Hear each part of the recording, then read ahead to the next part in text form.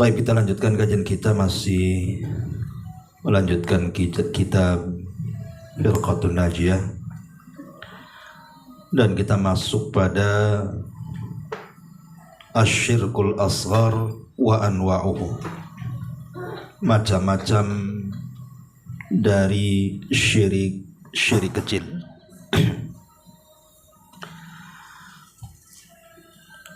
Ma'asyiral muslimin wal muslimat rahimani wa rahimakumullah. Kemarin kita sudah banyak menjelaskan tentang syirik yang tidak akan diampuni Allah Subhanahu wa taala, asyirkul akbar, syirik besar. Dan sekarang masuk pada macam syirik yang kedua, syirik yang paling ditakuti Nabi sallallahu alaihi wasallam adalah syirik kecil. Dan di sini muallif rahimahullahu taala menyebut 3 macam. Pertama, bicara soal riya. Kemudian yang kedua, bersumpah dengan nama selain Allah Azza wa Jal. Kemudian yang ketiga, syirik yang sangat halus sekali, atau disebut dengan syirkul khafi. Baik, kita akan membahas pembahasan pertama dari macam-macam syirik kecil adalah ar-riya. Riya artinya melakukan sesuatu perbuatan ditujukan kepada makhluk. Ma'asyiral muslimin wal muslimat rahimani wa rahimakumullah. Bahaya riya ini dijelaskan baik di dalam Al-Quranul Karim, di banyak ayat dalam beberapa surat, dan juga hadis-hadis Nabi sallallahu alaihi wasallam. Di antaranya disebutkan dalam surah Al-Baqarah ayat 264. Allah Subhanahu wa taala mengatakan, ya ayyuhalladzina amanu la tubtilu sadaqatikum bil manni wal adha kalladzi yunfiqu malahu ria'an nas wa la yu'minu billahi wal yawmil akhir famathaluhu kamathali safwan alaihi turab fa asabahu wabilun fatarakahu salda la yaqdiruna ala syai'im mimma kasabu wallahu la yahdil qaumal kafirin. Wahai orang-orang yang beriman, janganlah kalian merusak sedekah kalian dengan menyebut-nyebutnya ataupun menyakiti perasaan penerimanya, seperti orang yang menginfakkan hartanya karena riya, karena pamer kepada manusia, dan dia tidak beriman kepada Allah, tidak yakin dengan balasan dari Allah, dan juga tidak beriman dengan hari akhir. Perhatikan perumpamaannya. Maka perumpamaan orang itu seperti batu yang licin, yang di atasnya ada debu. Kemudian batu itu ditimpa hujan lebat, maka tinggallah batu itu licin lagi dan hilang debunya. Mereka tidak memperoleh sesuatu apapun dari apa yang mereka kerjakan, dan Allah tidak memberikan petunjuk kepada orang-orang kafir. Di sini Allah Subhanahu wa taala memberikan tahdzir, peringatan kepada orang-orang yang melakukan riya. Kemudian Allah mencontohkan seperti orang yang berinfak dengan tujuan mencari pahala, tetapi infaknya karena pamer kepada manusia, sudah tidak beriman lagi dengan Allah dan hari akhir. Maka Allah Subhanahu wa taala memberikan permisalan seperti batu licin, kemudian di atas batu itu ada debu. Debu itu maksudnya pahala. Tiba-tiba kemudian turun hujan, dan hujan itu kemudian menghempas debu-debu yang ada di batu licin sampai batu itu licin kembali.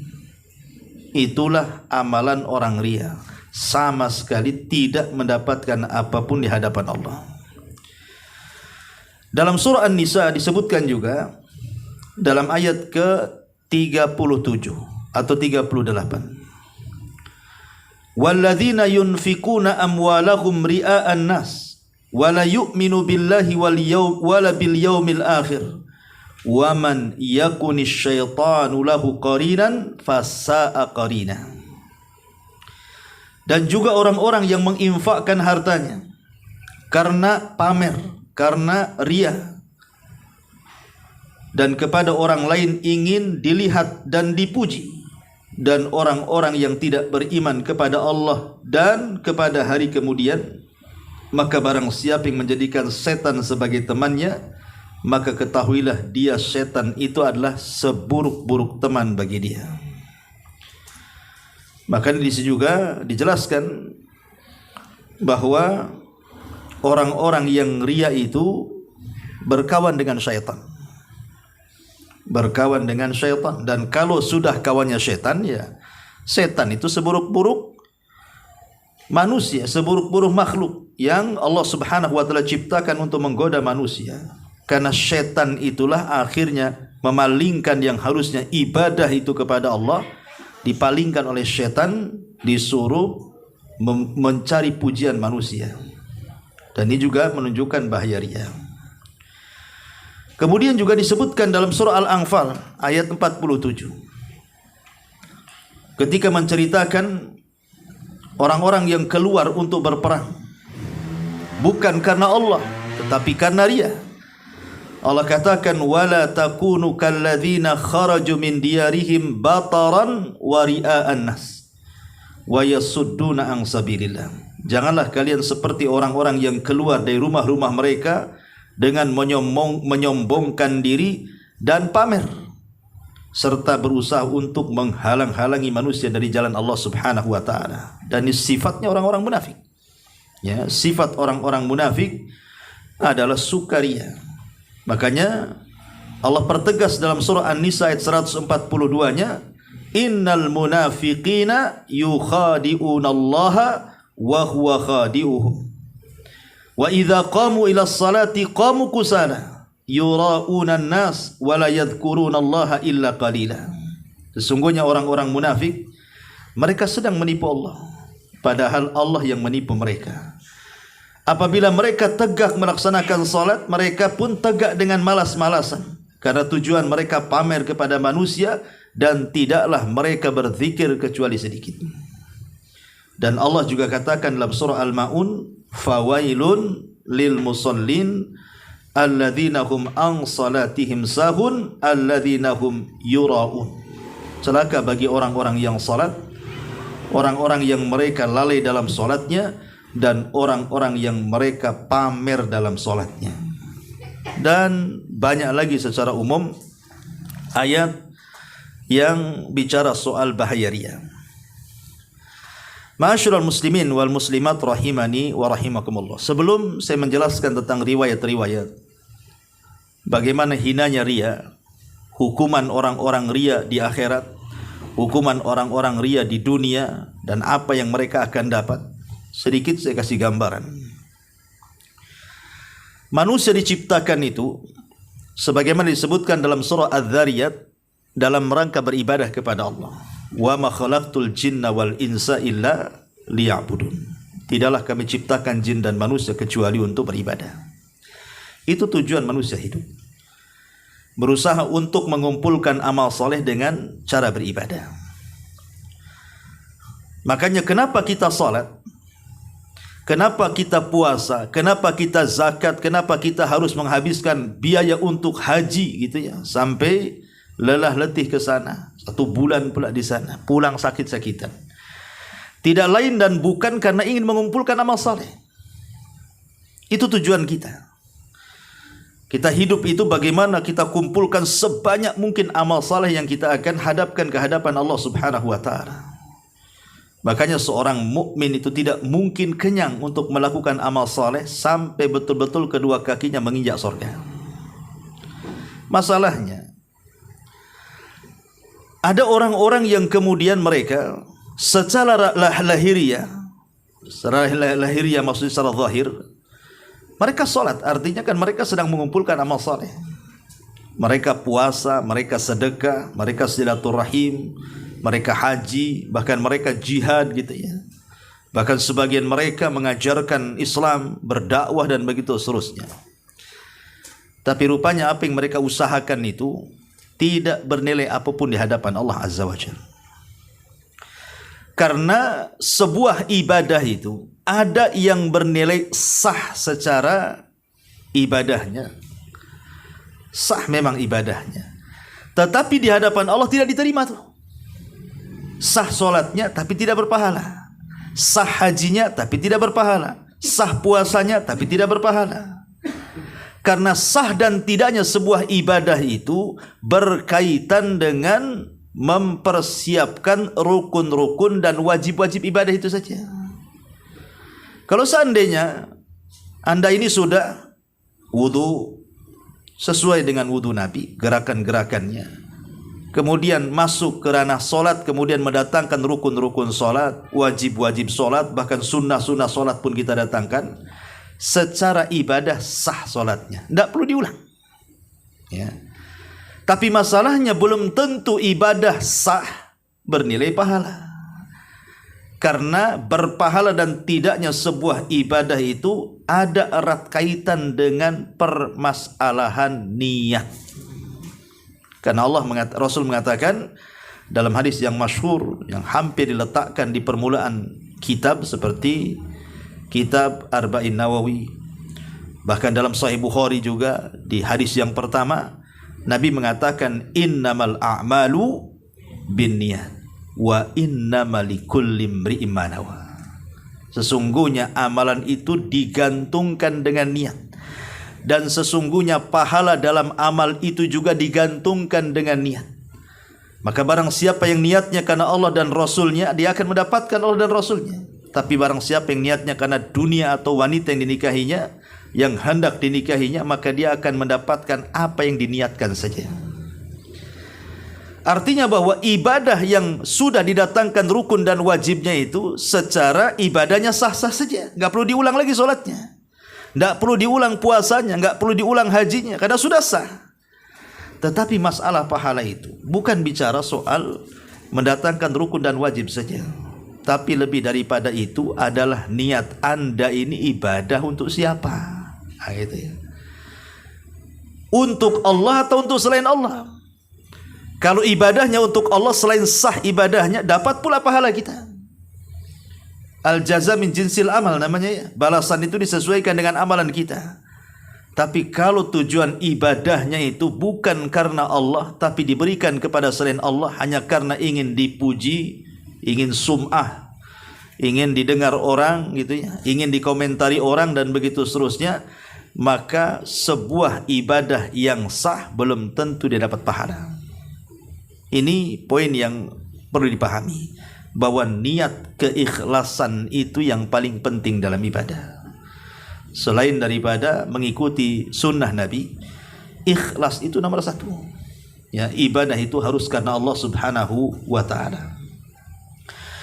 Taib, masyarul muslimin wal muslimat rahimani wa rahimakumullah. Nabi SAW satu hari dia datang kepada para sahabatnya. Dilihatnya para sahabat Nabi SAW sedang sibuk membicarakan soal fitnah Dajjal. Karena Nabi itu hampir di setiap waktunya mengingatkan para sahabat soal fitnah Dajjal. Terkadang bercerita di mimbar-mimbar, bercerita tentang bahayanya Dajjal. Terkadang Rasul duduk-duduk di masjid juga bercerita soal Dajjal dan begitu seterusnya, sehingga seolah-olah Dajjal itu ada di kepala sahabat. Karena hampir setiap saat Rasul itu bicara soal Dajjal. Jadi satu hari Nabi SAW melihat para sahabat, kemudian Rasul SAW mengatakan, apa yang kalian sedang bicarakan?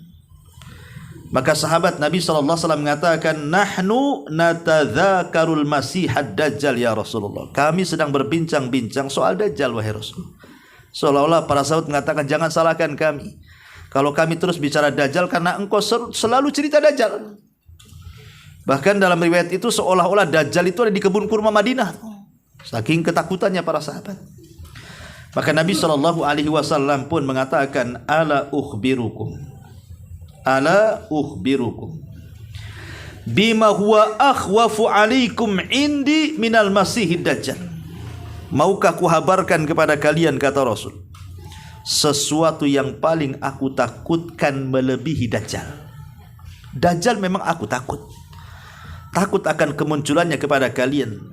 Sebab kalau Dajjal muncul dan aku masih hidup, aku yang akan menghadapinya. Tapi kalau seandainya Dajjal muncul, aku sudah meninggal, maka setiap manusia akan menghadapinya dan tidak mungkin mampu menghadapi Dajjal. Tapi kata Rasul, ada perkara yang paling aku takutkan melebihi Dajjal. Kemudian Nabi SAW ditanya oleh para sahabat, qulna bala ya Rasulullah, tentu wahai Rasul, apa itu? Maka Nabi SAW mengatakan, asyirkul khafi an yakumar rajulu yusalli fayuzayyinu salatahu lima yara min nadhari rajulin. Kata Nabi SAW, yang paling aku takutkan adalah kesyirikan yang terselubung, kesyirikan yang samar. Kemudian Rasul mencontohkan seorang laki-laki yang berdiri sholat, kemudian dia menghiasi sholatnya, membagus-baguskan bacaannya, membagus-baguskan gerakannya, mengindah-indahkan berdirinya, melama-lamakan ruku dan sujudnya. Pokoknya bagaimana caranya sholatnya itu dipandang manusia. Fayuzayyinu salatahu, dia pun mengindah-indah sholatnya, lima yara min nadhari rajul, supaya dapat penghargaan manusia, dapat pujian manusia, dapat like dari manusia. Ya, Nabi SAW sampai mengatakan bahwa riya itu jauh lebih bahaya dibandingkan fitnah Dajjal. Pertanyaannya kenapa? Bukankah Dajjal itu fitnahnya dahsyat? Bahkan dalam hadis Rasul mengatakan tidak ada fitnah dari sejak Adam diciptakan sampai kiamat dibangkitkan melalui fitnah Dajjal. Tapi kenapa Rasul lebih takut kepada fitnah syirkul asghar dibandingkan fitnah Dajjal? Karena syirkul asghar yang namanya riya ini sifatnya samar-samar. Hampir semua manusia kena. Tidak ada manusia yang selamat dari syirik ini. Tidak ada manusia yang selamat. Tidak orang awam, tidak orang soleh. Semua kena. Ya. Tapi Dajjal itu makhluk yang bukan samar-samar. Nampak jelas orangnya. Tertulis di dahinya kafir. Nampak fisiknya buta sebelah. Bengkok kakinya. Nampak Dajjal itu tidak samar. Ya. Tapi riya ini perkara samar masalahnya. Awalnya baik-baik saja, ikhlas karena Allah. Di tengah jalan riya pula. Siapa yang tahu betapa banyak, dan kita bisa rasakan tuh awalnya tidak punya dosa, jadi punya dosa akhirnya. Awalnya lillahi ta'ala, di tengah jalan karena manusia. Itu paling banyak. Dan biasanya munculnya riya ini berawal dari perkara yang sangat remeh. Yang remeh-temeh.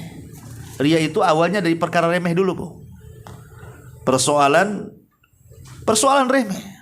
Seperti awalnya dari madhar. Madhar itu penampilan. Ya, ibu berpenampilan. Sebenarnya ya ibu ya harus hari-hari berpenampilan kan itu. Ya, ngaca di rumah. Awalnya biasa-biasa aja ngaca tuh. Gak ada masalah dengan kaca sebenarnya. Tak pecah pun kaca tuh kita ngaca. Ya. Tapi tiba-tiba setelah keluar dari rumah, mulai itu. Ya. Mulai kurang pede tuh, geser sana, geser sini. Oh, nampaknya tidak cocok nih kan itu. Coba saya tadi pakai warna ini, ya, tentu lebih cantik, ya, lebih indah. Mulai terpikir tuh, ya, aduh kenapa saya nggak pakai yang ini? Jadi jelek nampaknya. Maksudnya apa? Supaya dilihat orang kan gitu ya. Ya. Itu kan awalnya dari masalah pakaian, masalah remeh-temeh. Kadang-kadang masalah ucapan. Ya. Masalah ucapan, ngobrol biasa saja sebenarnya. Tidak ada masalah dengan obrolan awalnya. Tapi mulailah kemudian dia membanggakan. Oh iya, kemarin saya baru dari Singapura, atau dari Malaysia, Australia. Ya, dan mungkin juga dari Barelang. Semua udah ke Barelang. Udah jalan-jalan ke Singapura, cerita Singapura. Apa tujuan cerita Singapura? Nggak ditanya kok. Ya supaya orang memuji dia. Oh banyak duitnya ya, rupanya bisa ke Singapura. Supaya dapat pujian lah kan gitu. Kan awalnya ngobrol biasa-biasa saja. Tidak ada urusan jalan-jalan ke Singapura. Kenapa pula kita yang ngomong soal itu? Kan karena ingin supaya orang tahu bahwa aku sudah ke sana gitu. Itu tujuannya apa? Ini kan perkara-perkara remeh sebenarnya. Tapi ini namanya riya juga tuh. Ya, mulai dari penampilan, dari pakaian, dari perhiasan. Ya, kemarin ada viral pulang dari haji, nampain emasnya banyak-banyak. Subhanallah gitu. Apa maksudnya? Ini mau haji, mau jualan emas kan? Gitu ya. Untuk apa coba? Makanya para ulama mengatakan sekarang ini penyakit riya itu adalah penyakit yang mewabah, lebih mewabah daripada corona. Ya, sejak adanya apa? Dunia medsos. Sejak adanya dunia medsos itu subhanallah orang riya itu hampir setiap hari. Karena kalau kita lihat orang-orang yang memposting ataupun buat apa saja di medsos itu, kan kebanyakan mereka ingin dapat pujian itu, ingin dapat kedudukan, ingin dapat apa namanya like gitu ya, subscriber atau apa kan, itu kan tujuannya itu tuh. Mereka buat ini bahkan berawal dari urusan-urusan dunia kan begitu ya, berakhir kepada urusan agama. Ini yang paling bahaya. Kalau riya itu sudah masuk dalam bab agama, ini paling bahaya. Kadang-kadang lagi nelpon gitu kan, kemudian sengaja ngomong, saya mau sholat dulu biar soleh katanya. Emang sementara ini nggak pernah sholat ya kan itu kan ya. Kapan dikasih tahu sholat dia? Iya semalam itu saya nggak bisa tidur karena tahajud sampai jam 3. Kan ada cerita. Nggak perlu diceritakan. Makanya dulu para sahabat dalam hadis tentang masalah 70.000 orang yang masuk surga tanpa hisab dan azab itu, saya lupa namanya. Dia mengatakan, siapa yang mengetahui di antara kalian meteor jatuh tadi malam? Dia mengatakan saya, karena semalam saya tidak tidur. Kenapa? Karena saya disengat kalajengking katanya. Ya, supaya dia mengatakan tidak tidur itu supaya orang jangan nyangka dia ingin pamer dengan ibadahnya. Itu orang salaf dulu begitu. Jadi mereka jangan sampai ibadah mereka itu ketahuan. Sebab kalau ketahuan itu udah cemas orang itu. Jadi ulama salaf itu kalau mereka sedekah nih, ada yang ngintip ketahuan, wah itu nggak tenang hidupnya itu. Kenapa sampai ketahuan? Ya, maka dia akan sedekah lagi. Kalau kita kan sengaja gitu ya, memang undang wartawan biar ketahuan kan itu. Kalau orang dulu itu memang kalau ketahuan itu kayaknya sedih banget gitu ya, karena takut amalannya hilang. Kalau sekarang memang sengaja. Bagaimana caranya orang tahu saya ini beramal?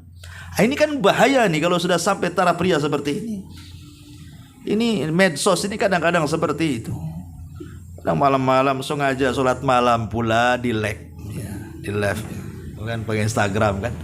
Allahu Akbar, dapat 1 rakaat low bet, pusing dia. Kenapa mati? Kan gitu ya. Dibatalin dulu, ambil power bank coba. Subhanallah kan.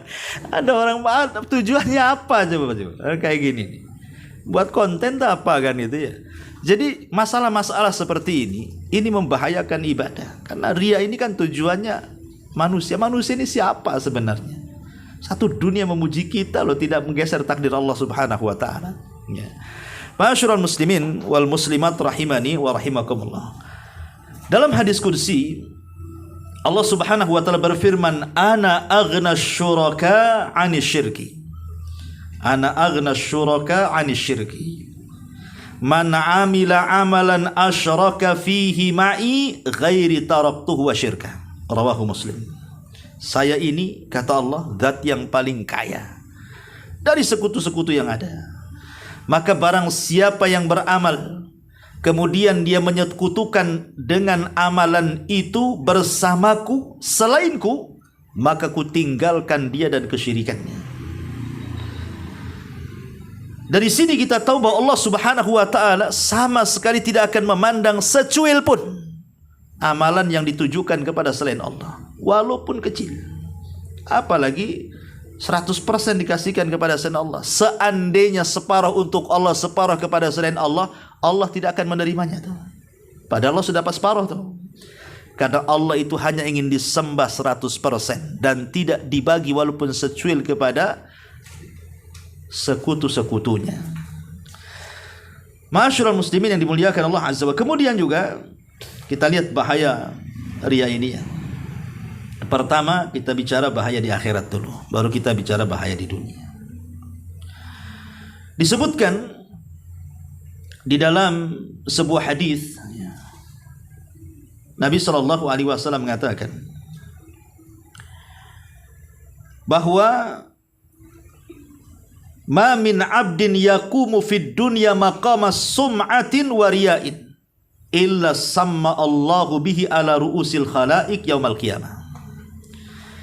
Tidaklah seorang hamba di dunia mengerjakan sum'ah dan riya,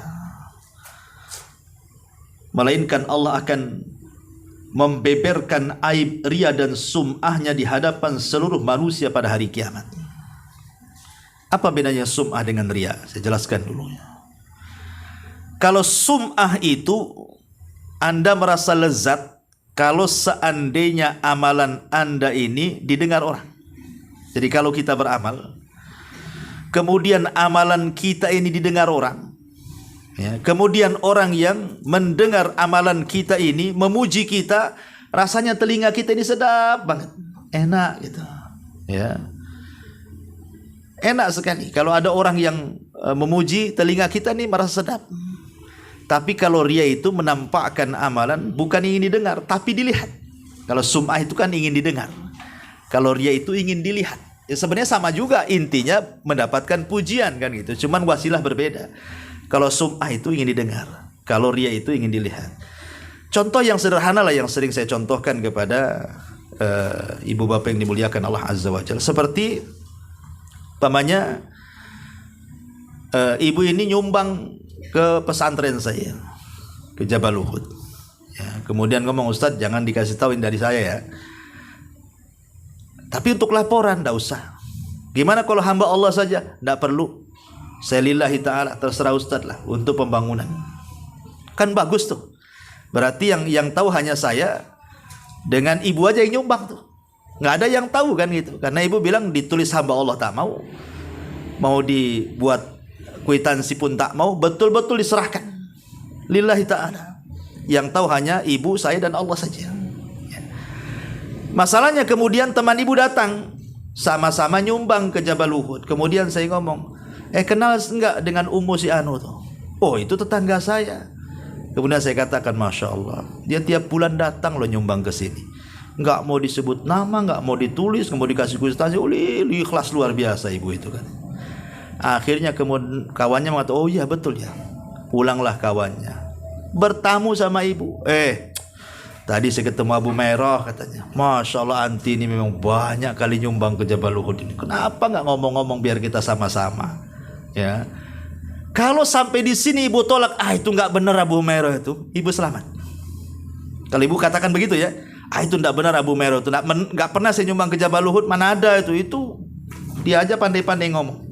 Ya, kalau sampai di sini ibu tolak, ini tidak benar, ibu tetap menjaga keikhlasan. Tapi kalau ibu kejar pertanyaannya, itu yang jadi masalah. Kapan berjumpa dengan Abu Humairah? Mulai nanya dia. Kemarin saya ke Jabal Uhud. Abu Humairah ngomong apa? Mulai dikejar-kejar lah itu. Ini kalau udah ngejar-ngejar, itu waktu Abu Humairah ngomong ada Ustaz Soleh nggak di situ? Ini mulai ini. Ada berapa orang? Terus dikejar sama dia pertanyaan tuh. Kenapa? Karena setiap jawaban sedap tuh. Sedap terus. Itu namanya sum'ah. Ya, ini bukan riya, ini sum'ah namanya. Dia sedap, dia dikejar pertanyaan itu supaya dia terus mendengar pujian. Ini bahaya. Namanya sum'ah. Ya. Beda dengan riya. Kalau riya itu memang ingin dilihat orang. Terang-terangan dia ingin dilihat orang. Ya, seperti yang sering saya contohkan, ada orang dia kepancing gitu kan, nyumbang, bilang saja nama ibu badi tulis, jangan. Hamba Allah saja katanya. Oke, setiap nyumbang hamba Allah, setiap nyumbang hamba Allah. Jadi satu papan itu pengumuman infak itu ada mungkin 20 nama hamba Allah itu, tapi satu orang. Akhirnya kemudian tetangganya nyeletuk, anti ini kaya, usaha lancar, Tak nampak pula nyumbang ke masjid. Ya. Apa kata ibu? Kau lihat di papan pengumuman tuh, 20 hamba Allah itu siapa itu? Nah, itu saya loh itu. Itu riya tuh. Itu bukan sum'ah, itu riya namanya. Ya, karena ingin dilihat. Nah, itulah bedanya riya dengan sum'ah. Tapi dua-duanya syirik kecil, tidak boleh. Dua-duanya pamer supaya diketahui kebaikannya sehingga dapat pujian. Inilah yang kemudian Nabi SAW mengatakan, tidaklah seorang hamba di dunia, ma min abdin yakumu fid dunya maqama sum'ati wa riya'in, mengerjakan sum'ah dan riya, illa samma Allahu bi ala ru'usil khalaiki yaumal qiyamah, kecuali Allah akan beberkan aibnya dan sum'ahnya di hadapan seluruh manusia pada hari kiamat. Al-Imam Al-Hafidh Ibn Hajar rahimahullahu ta'ala dalam kitabnya Fathul Bari memberikan catatan makna hadis ini, apa maksudnya, bahwa Allah akan membeberkan aibnya pada hari kiamat gara-gara riya dan sum'ah itu. Kata beliau ada dua makna. Makna yang pertama, artinya seandainya seseorang itu mengesankan bahwa dia telah melakukan satu amal soleh, tapi sebenarnya dia tidak melakukannya, cuman mengesankan saja. Contoh umpamanya, antum ngeletakkan arang di dahi supaya nampak ahli sujud, banyak kan itu. Saya nggak ada item-itemnya, ambil arang sate itu, gosok-gosok di sini, ya kan? Sebenarnya bukan ahli sujud, ya, cuman terkesan kan gitu ya, dikesankan dia ahli sujud supaya orang nyangka dia ahli sujud. Atau mungkin ya matanya dimurung-murungkan kan itu, banyak khusyuk ini, ahli apa ini? Kan itu. Atau pegang-pegang perut sering meludah, padahal selagi sariawan supaya orang nyangka dia sedang puasa. Padahal dia tidak puasa, tidak ibadah, hanya mengesankan saja. Berarti kan dia berdusta tuh. Dia tidak melakukan ibadah tapi mengesankan kepada orang seolah-olah dia ahli ibadah. Orang ini akan dibongkar aibnya pada hari kiamat, bahwa orang ini para pendusta. Ini makna yang pertama, ya. Makna yang kedua, bahwa ada orang-orang yang kalau tadi kan mengesankan sebuah ibadah padahal tidak ibadah. Ini betul-betul ibadah, tapi mengesankan ibadahnya seolah-olah ikhlas karena Allah, seolah-olah ibadahnya itu lillahi ta'ala karena Allah, padahal hatinya tidak ada terbentik sedikit pun karena Allah, murni karena manusia, ingin dapat pujian manusia, tapi kesannya itu seolah-olah ikhlas.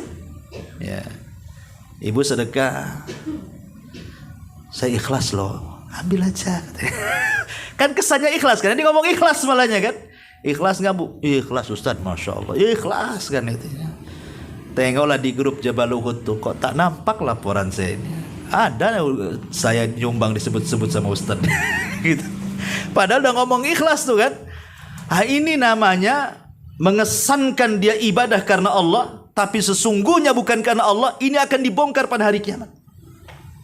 Ini maksudnya Nabi SAW tadi, ma min abdin yakumu fid dunya maqama sum'ati wa riya'in illa samma Allahu bihi ala ru'usil khalaik yaumal qiyamah. Tidaklah seorang hamba di dunia mengerjakan sum'ah atau riya, melainkan Allah akan membeberkan aibnya, riya dan sum'ahnya di hadapan khalayak manusia pada hari kiamat. Dan ini sangat malu sekali. Karena begini ya, kalau kita bercerita sedikit tentang hari kiamat di padang mahsyar, manusia itu memiliki beberapa catatan. Ada yang disebut dengan catatan umum. Catatan umum maksudnya setiap para nabi dan umatnya itu diletakkan di satu catatan. Pamannya Nuh dan kaumnya diletakkan di satu catatan, Ibrahim dan kaumnya, Syuaib dan kaumnya, Saleh dan kaumnya, dan semua para nabi, termasuk Rasul kita Muhammad SAW dan seluruh umatnya diletakkan di satu catatan. Jadi satu catatan itu ya ada Abu Bakarnya, ada Umarnya, ada Utsmannya, ada para sahabatnya, ada para tabi'innya, ada para imam madhabnya, termasuk kita masuk di situ. Ya, ini catatan besar namanya. Tapi ada juga catatan khusus di mana masing-masing orang itu punya catatan. Yang jadi masalah, ketika manusia dikumpulkan kemudian dibacakan catatan umum itu, Di mana Abu Bakar ini amalannya, ini jihadnya, ini sedekahnya, ini macam ini Umar, ini Utsman, ini sahabat. Nah, tentu mereka orang-orang baik. Pas giliran kita, rupanya kita dibacakan amalnya tapi ria, ini dusta orang ini sok-sok ikhlas tapi enggak, macam-macam dibongkar itu. La takhfa minhu khafiya. Tidak mungkin ada yang tersembunyi di hadapan Allah. Dan di situ rasa malu yang luar biasa yang kita akan dapati di hadapan manusia. Jangankan di hadapan manusia seramai itu. Seandainya di tengah-tengah ibu pengajian saja yang jumlah orang tidak banyak, adalah seseorang itu tahu aib kita, malunya luar biasa. Padahal hanya diketahui jemaah pengajian, besoknya nggak ngaji lagi tuh. Malu kan itu.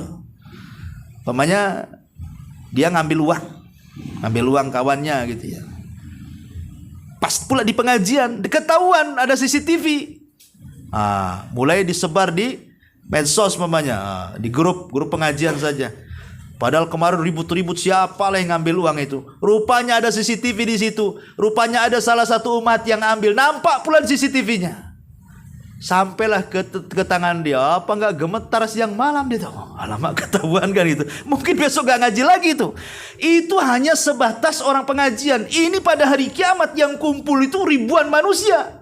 Dari mulai sahabat Rasul sampai yang terakhir mati kan itu. Kita dipermalukan di hadapan manusia seperti itu. Mana enggak malu? Ya. Kan inilah siksaan orang-orang yang sum'ah dan riya pada hari kiamat. Ya.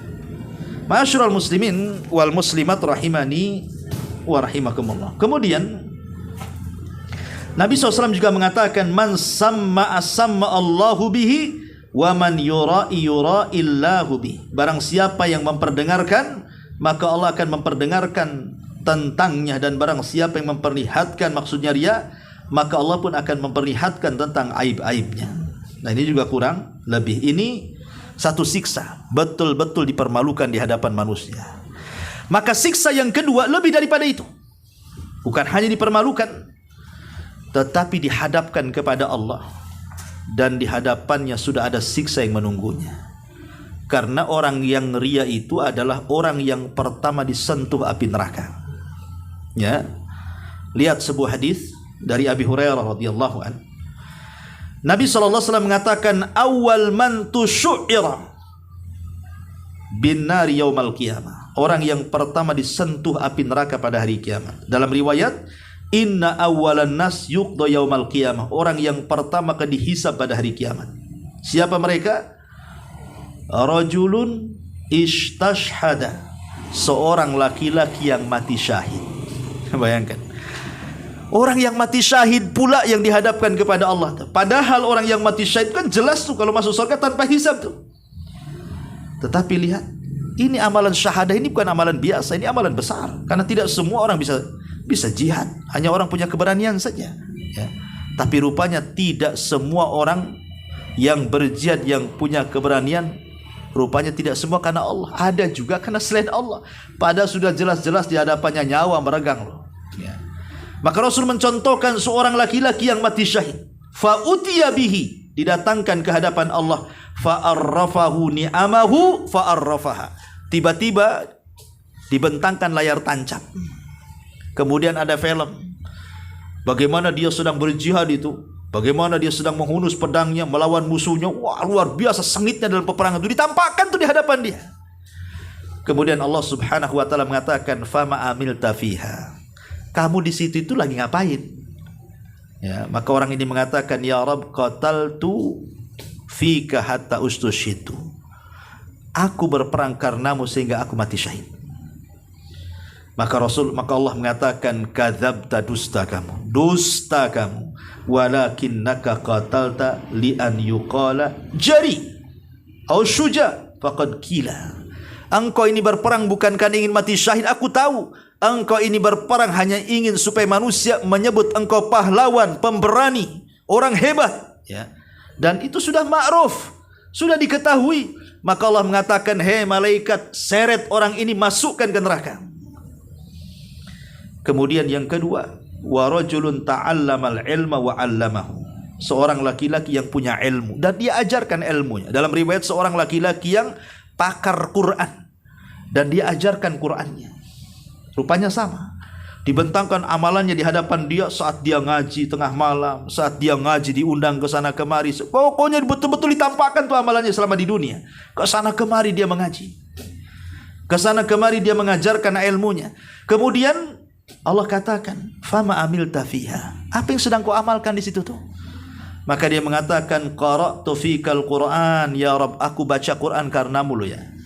Wa ta'allamtul ilma fik, aku belajar ilmu, wa 'allamtu, dan mengajarkannya, li ajlika ya Rabb, karenamu ya Rabb."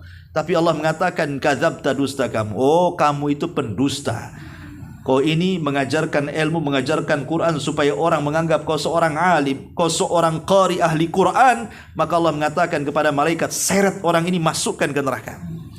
Kemudian yang ketiga justru wa rajulun wassa'allahu alaihi, dan seorang laki-laki yang Allah luaskan rizkinya. Tidak ada satu tempat untuk sedekah kecuali sedekah.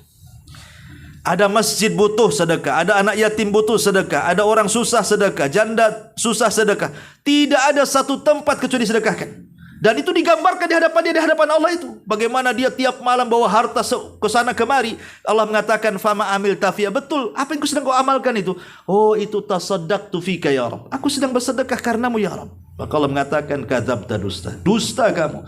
Engkau ini walakinnaka fa'alta liyuqal huwa jawad." Kau ini mengamalkan supaya orang mengatakan kau ini dermawan saja. Itu sudah ma'ruf.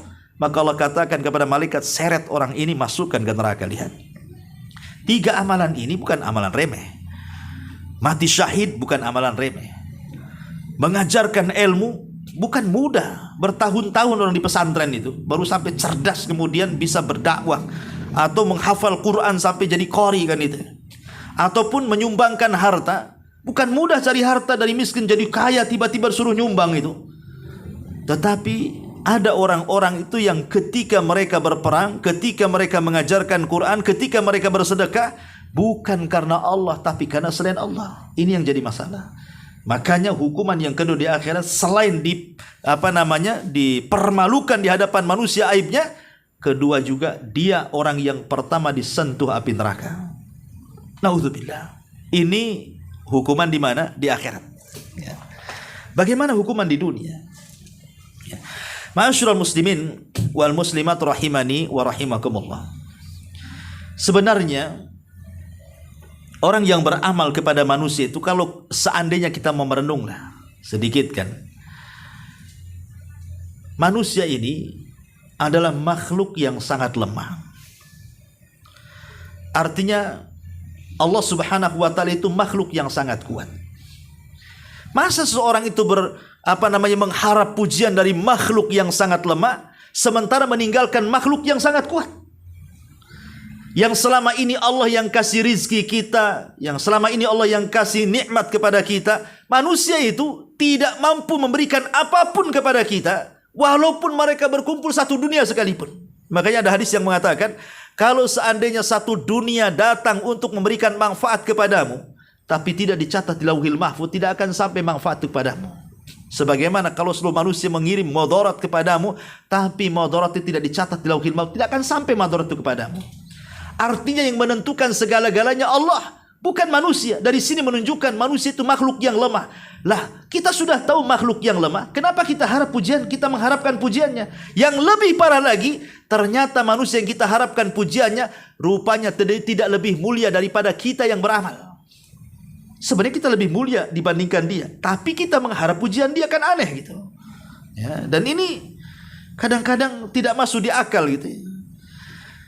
Pertama, ma'asyiral muslimin yang dimuliakan Allah Azza wa Jalla, biasanya orang ria, hukuman di dunia ini, pasti hidupnya akan gelisah. Orang yang ria itu tidak akan bahagia, tidak akan tenang. Hidupnya gelisah, gundah gulana, stres. Kenapa? Karena amalan yang dikerjakannya itu hanya murni mencari pujian orang saja. Sehingga kalau tidak dapat pujian, stres dia. Kan stres tuh, ya kan? Jadi otaknya itu tidak tenang aja. Kenapa saya sudah melakukan ini kok nggak ada yang muji saya? Kenapa saya sudah melakukan itu kok manusia diam saja? Saya sudah melakukan ini, kenapa tidak satu pun manusia yang komentar tentang saya? Oh, sakit hati dia. Ya. Jadi orang yang ria itu selamanya tidak akan senang dan akan gelisah kalau tidak ada yang menilai usahanya. Nah, ini kan bahaya, menyiksa batin jadinya. Ya, ini yang pertama. Yang kedua, anggaplah sekarang, taruhlah ya, ada yang memuji. Kalau tadi kan sama sekali nggak ada yang memuji nih. Anggaplah ada yang memuji. Tapi walaupun ada yang memuji, terkadang pujiannya kurang, itu pun masih sakit hati. Tadi kan sudah betul tuh sakitnya dalam kali itu. Ini betul-betul ada yang muji 1-2, tapi tidak sesuai harapannya, tetap juga masih sakit tuh. Saya loh sudah berusaha, kok masih juga nggak dapat nilai. Adalah orang yang komentar 1-2, bu apa kan itu? Seperti ibu nyumbang susah 10 juta. Kemudian jawaban saya, syukran jazakillah khairan. Titik sampai di sini. Nyesel kok cuman syukran jazakillah khairan saja nih Ustaz gitu. Ya lebih lah dari itu. Harusnya kasih tahu lah tetangga-tetangga saya ini nyumbang kan itu apa gimana ceritanya kan itu ya. Kadang-kadang sudah ada yang memuji saja kurang puas dan itu sangat menyiksa ya. Man samma as-samma Allahu bi wa man yura illah bi. Karena begini ya. Hakikat pujian manusia itu. Hakikat pujian manusia itu sesuatu yang mustahil didapat. Makanya ada istilah ridhon nas ghayatun la tuhsa. Namanya kerelaan manusia, kesukaan manusia kepada kita itu sesuatu yang sulit dicapai. Dan itu sudah kaidah. Ya. Umpamanya nih kita ini beramal soleh, ingin semua minimalnya jangan 1 batam lah. 1 orang yang ada di pengajian umpamanya, sudah cukup yang ada di sini saja yang di 1 pengajian memuji saya. Itu mustahil. Tidak akan dapat. Karena otak manusia itu macam-macam. Padahal hanya ingin dipuji oleh 1 jamaah pengajian saja. Gak banyak orang. Itu saja kadang-kadang gak didapat. Ada juga yang gak suka kadang-kadang tuh. Karena ridho manusia itu sesuatu yang mustahil diraih. Kalau berbuat baik saja terkadang ada yang suka, ada yang tidak. Apalagi berbuat jahat. Kadang berbuat jahat ada yang suka pula. Ada kawannya saya kan gitu. Rupanya saya nggak sendirian tuh, ada kawannya tuh. Ya. Dari sini kita tahu bahwa karena sesuatu redha manusia itu mustahil dapat, maka orang yang ria itu selamanya akan sakit hati. Tidak akan pernah tenang karena dia tidak akan pernah mendapatkan pujian sesuai dengan harapannya. Ini bahayanya orang ria. Ma'asyiral muslimat yang dimuliakan Allah Subhanahu wa taala. Maka di sini mu'alif rahimahullahu taala beliau mengatakan ria dan melakukan sesuatu perbuatan karena makhluk.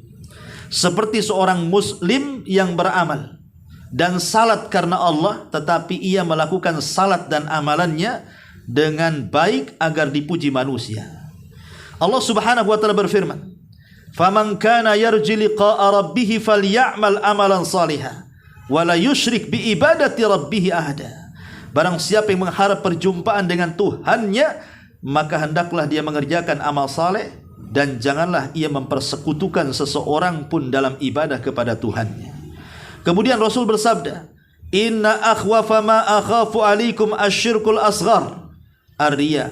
Yaqulullahu yaumal qiyamah, idza jazan nasu bi a'malihim idhabu ila alladhina turauna fid dunya fangduru hal tajiduna indahum jaza." Rawahu Ahmad. Sesungguhnya yang paling aku khawatirkan atas kalian adalah syirik kecil, maksudnya ria. Pada hari kiamat ketika Allah memberi balasan kepada manusia atas perbuatannya, maka Allah akan katakan, pergilah kalian hei orang-orang ria kepada orang-orang yang kalian tunjukkan amalanmu kepada mereka di dunia. Lihat apa yang kau dapat balasan dari sisi mereka, dari orang-orang yang kau harap pujiannya. Jadi Allah berlepas diri dari orang ria itu. Seolah-olah gini nanti pada hari kiamat, Bu. Ibu yang sudah merasa sholat, merasa puasa, merasa haji, merasa apa kan, sudah merasa tuh. Sehingga dia datang kepada Allah, ya Allah, aku sudah sholat untukmu, aku sudah puasa untukmu, aku sudah zakat untukmu, silaturahim untukmu, bla bla bla, macam-macam dari ibadah. Ya, kata Allah, apa maksud kalian? Kalian sholatlah bukan untukku. Kalian puasa bukan karenaku. Kalian sedekah bukan karena tujuan mengharap pahalaku. Kalian kan sholat sedekah karena mereka ini. Nah, karena ingin mendapatkan dari mereka-mereka ini. Sekarang kalian pergi kepada mereka-mereka itu, ambil balasan dari mereka, jangan ambil balasan dari aku. Seolah-olah Allah ingin katakan seperti itu. Kira-kira orang-orang yang kita harap pujiannya di dunia akan memberikan balasan pada hari kiamat? Mustahil. Mereka sendiri mencari pahala untuk menyelamatkan diri mereka di hadapan Allah Azza wa Jalla. Ini kan ngeri sekali, ya. Makanya kalau kita lihat bercermin, sebenarnya penyakit riya ini adalah penyakit yang sangat bahaya. Dan orang yang berusaha untuk menghilangkan riya itu salah satu kategori daripada jihadun nafsi. Dia sedang berjihad melawan hawa nafsunya. Jadi kalau dia berhasil menghilangkan riya, kemudian beramal karena Allah Subhanahu wa taala, berarti dia akan dapat dua pahala tuh. Pahala menghilangkan riyanya dan pahala jihadnya. Ya. Dan itu sebesar-besar jihad, melebihi jihad daripada pedang. Lihat tadi orang yang mati syahid, dimasukkan ke neraka kan? Jelas-jelas dia mengangkat pedang. Jelas-jelas dia mati syahid secara zahir. Tapi Allah katakan, hei malaikat, seret dia ke neraka. Karena dia mati syahid bukan karena aku, tapi karena ingin disebut pahlawan. Berarti jihad melawan riya itu lebih besar dibandingkan jihad mengangkat dengan pedang. Ya, karena memang melawan riya ini bukan perkara mudah. Kita lihat bagaimana keajaiban-keajaiban ikhlas yang dilakukan para ulama salaf, ya. Biar kita tahu bagaimana mereka itu berusaha menjaga amalannya supaya mereka tidak riya. Salah satu yang sering saya ceritakan kepada antum semuanya dan juga para ummahat adalah kisah daripada Ali ibn Husain. Ali ibn Husain atau dikenal dengan Zainul Abidin, satu-satunya yang hidup dari keturunan Husain di Karbala. Semua putra-putra Husain itu meninggal di Karbala kecuali Ali ibn Husain atau dikenal dengan Zainul Abidin. Ini yang hidup karena ketika itu dia sedang sakit di tenda. Jadi melihat saudara-saudaranya dibantai, ya. Ali bin Hasan ini termasuk ayahnya juga dibantai, Husain ibnu Ali. Dia pengen juga mengangkat senjata, tapi karena nggak sakit dia nggak sanggup mengangkat pedang pun tak sanggup karena dia sedang sakit. Ya.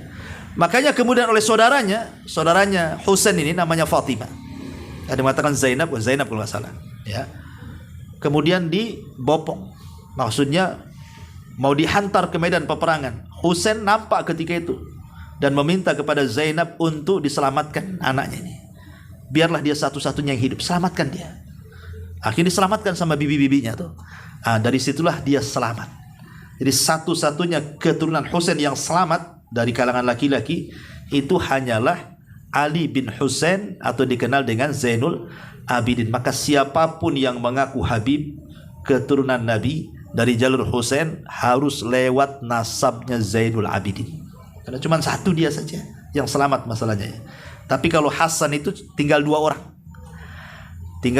Jadi kalau mengaku turunan Nabi dari jalur Hasan, maka harus lewat dua anak putranya. Kalau dari Husain cuma satu, ya. Husain ibn Ali Zainul Abidin. Lah, Zainul Abidin ini memang Allah Subhanahu wa taala karuniakan rizki yang luas. Rizki yang luas di Madinah itu. Sehingga dengan rizki yang luas itu dia bisa bersedekah. Tapi masalahnya sedekahnya aneh. Ali bin Husain ini jam 1, jam 2 malam dia keluar ngangkut gandum sendirian, nggak ada yang tahu.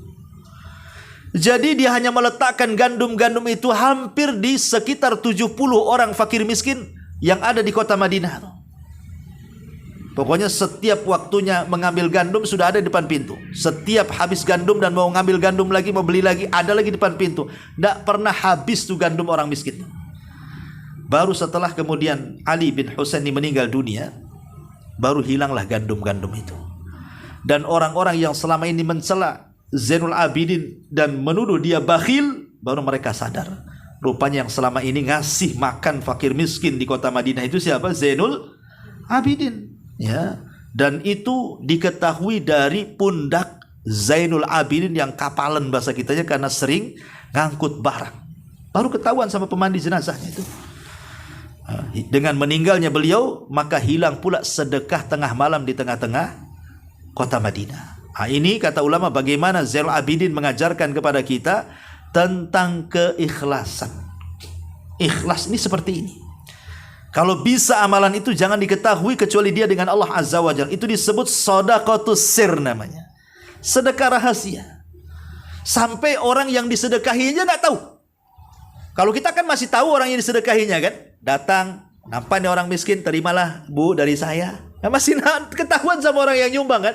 Kalau Zainal Abidin ini orang yang disumbang aja nggak tahu. Karena ketika tertutup pintu diletakkan begitu saja. Nah, ini kan luar biasa. Ini yang kita tidak bisa. Ya, kadang-kadang kita ini ngajak teman gitu ya. Ayo, saya mau nyumbang si Anu, bisa antar nggak? Kalau bisa temannya biar tahu. Ya. Perlu nggak yang lain? Nah, kalau ada nggak apa-apa, ikut ngantar sekali. Nah, biar makin ramai katanya. Padahal tujuannya biar dia tahu bahwa dia sedang bersedekah kan itu ya. Nah ini satu cerita daripada siapa? Ali bin Husain Zainul Abidin. Kemudian kisah yang kedua datang daripada A'mash.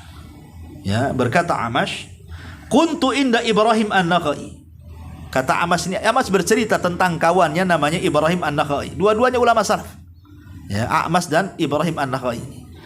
A'mash ini mengatakan, "Kuntu inda Ibrahim An-Nakhai." Aku ketika itu sedang berada di sisi Ibrahim An-Nakhai.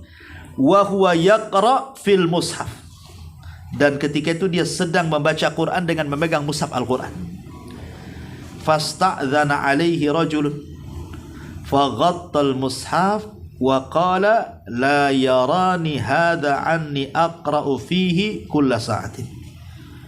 Tiba-tiba ini kan dua orang ini sedang baca Quran nih di sampingnya A'mash. Kalau A'mash itu kan memang dari hafalannya karena dia matanya buta, tidak buta permanen. Kalau buta permanen bahasa Arabnya namanya a'ma. Tapi kalau A'mash itu ya agak rabun lah, ya katarak mungkin begitu ya. Ibrahim An-Nakhai ini sedang berdua nih di masjid, sedang mengaji. Sementara A'mash mengaji dengan hafalannya, Ibrahim An-Nakhai sedang memegang mushaf. Ya. Tiba-tiba kemudian ada salah satu muridnya masuk ke masjid, ista'dzan meminta izin kepada Ibrahim An-Nakhai ini. Takut ketahuan kalau dia sedang baca Quran, dia ambil serbannya, ditutup mushafnya. Ditutup mushafnya. Kemudian dia pun mengatakan, la yarani hadha. Jangan sampai orang ini tahu diriku anni aqra'u fihi kulla sa'atin, bahwa aku membaca Quran itu sebenarnya setiap waktu. Setiap aku masjid dulu, cuman orang enggak tahu kalau dia itu sedang baca Quran.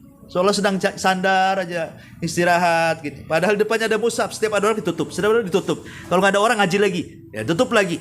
Nah, begitulah orang dulu. Kalau sekarang nggak siaran langsung, live kan gitu. Biar tahu suaranya indah.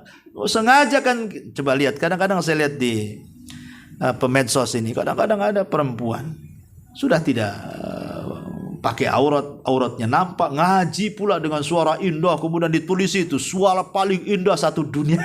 Ya biasa lah kan, biasa tema judul di medsos kadang-kadang ngagetin orang kan Bu. Seperti orang mancing dapat ikan paus, rupanya ikan lele yang dapat kan. Sudah ditengokin, mana pausnya, lele yang dapat dia kan. Hanya judulnya itu kan ngelabui orang tuh, supaya orang bisa nonton kan. Ya, berdusta dia. Ya, jadi ma'asyiral muslimin yang dimuliakan Allah ini menunjukkan bagaimana ulama salaf itu sampai seperti itu. Ini kisah A'mash dan juga Ibrahim An-Nakhai. Kemudian juga kisah lain adalah datang daripada Abul Hasan Muhammad ibn Aslam At-Tusi. Hadza Abul Hasan Muhammad ibn Aslam At-Tusi yaqul anhu khadimuhu. Yaqulu anhu khadimuhu. Abu Abdullah kana Muhammad yadkhulu baitan wa yughlaqu babuhu wa yadkhulu ma'ahu kuzan min ma'in falam adri ma yasna hatta sami'tu ibnan saghiran lahu yabki buka'ahu hathu ummuhu faqultu laha ma hadzal buka faqalat inna Abul Hasan yadkhul hadzal bait fayaqra'ul Qur'an wa yabki fayasma'uhu sabiyun fayuhkihi fa idza arada an yakhruja ghasla wajhihi fala yura alaihi atharul buka. Dikisahkan Abul Wahid Ibn Zaid menghabarkan Abul Hasan Muhammad ibn Aslam At-Tusi ini diceritakan oleh pembantunya. Jadi Abul Hasan namanya Muhammad ibn Aslam At-Tusi ini diceritakan oleh pembantunya. Jadi Abu Abdillah kunyahnya. Muhammad ibn Aslam At-Tusi ini kalau tengah malam dia masuk ke kamarnya, kemudian dikunci dari dalam tuh pintunya, sambil membawa kuz. Kuz itu cangkir. Entah untuk apa cangkir kosong itu. Dibawanya ke dalam kamar itu. Nggak tahu apa yang dilakukan dia. Sampai satu hari mendengar ada anak kecil menangis. Ada anak kecil menangis, seolah-olah anak kecil menangis. Padahal yang menangis itu siapa? Muhammad ibn Aslam At-Tusi. Ya, sampai terisak-isak, sampai kayak anak-anak menangisnya itu. Ya. Maka ibunya kemudian terbangun. Akhirnya berusaha mengetuk pintunya. Maka ketika mengetuk pintunya langsung terdiam dia dari tangisannya. Kemudian dia berpura-pura ngambil air, kemudian dibasuhnya mukanya seolah-olah tidak tampak kalau dia habis menangis. Ini kan luar biasa, menghapuskan bekas tangisan supaya orang tidak tahu kalau dia sedang ibadah dan menangis gitu. Kalau kita kan tidak. Kadang-kadang kita ini diperlihatkan ibadah kita. Contoh nih hari Kamis gitu ya. Oh makan gak? Saya lagi puasa. Nah dikasih tahu pula. Padahal kalau dia ngomongkan, ana belum selera kan enak gitu bahasanya kan. Afan ya, ana enggak belum selera ini, baru masih kenyang kan enak. Enggak, dikasih tahu ibadahnya. Saya lagi puasa. Kebetulan saya sudah setahun. Nah dibilang setahun. Senin Kamis katanya. 1 tahunnya disebutkan Senin Kamis. Insya Allah tahun depan itu puasa Daud. Disebutkan lagi tahun depannya itu loh. Rencananya itu. Supaya apa maksudnya itu? Dikasih tahu lagi. Ya, jadi kita ini subhanallah memang bukannya dihilangkan bahwa kita ini sedang beribadah. Cukuplah kita tahu dengan yang tahu dengan kita dengan Allah saja. Malah dikasih tahu pula manusia. Nah, ini juga hati-hati ya. Ini juga masuk pada masalah riya gitu ya. Taib ma'asyiral muslimin yang dimuliakan Allah Azza wa Jalla. Dan banyak lagi sebenarnya, ini karena sudah 5:30. Taib sampai di sini. Sebelum saya tutup 1-2 pertanyaan silakan kita buat tanya jawab.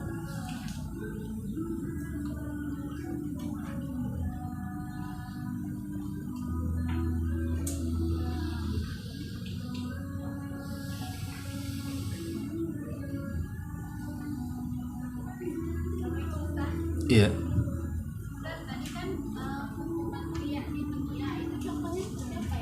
Gimana? Hukuman riya ketika di dunia. Ya maksudnya riya itu kan tujuannya ingin mendapatkan pujian. Riya itu tujuannya betul-betul murni ingin mendapatkan pujian. Tapi terkadang pujian itu tidak didapati dia, sehingga dia pun tidak tenang. Jadi maunya dia sholat, udah capek-capek dia sholat gitu ya, tapi gak ada yang muji. Kan akhirnya sia-sia jadi kesannya kan. Gerakannya itu dia capek-capek saja, gak dipuji orang, akhirnya dia gak senang. Sudah sholatnya capek, gak dapat pahala, gak dapat pujian. Lalu apa kegunaan gerakan-gerakan dari awal sampai akhir itu? Atau dia sudah capek nih cari harta, 1 bulan dia kumpulkan uang tuh. Dia bekerja siang malam, lelah, letih, keringat bercucuran, banting tulang, kepala di bawah, kaki di atas, macam-macam lah istilahnya orang susah ketika kerja tuh. Tiba-tiba bersedekah. Sedekahnya ingin dapat pujian orang. Rupanya gak ada yang muji. Sudah dia capek 1 bulan kerja, kemudian hilang uangnya begitu saja. Allah pula tidak balas sedekahnya. Pujian orang pula tidak diterima dia. Apa gak stres dia hidupnya? Nah itulah maksudnya hukuman di dunia tuh. Orang riya seperti itu. Stres hidupnya karena tidak mendapatkan keinginannya. Ya, wallahu a'lam.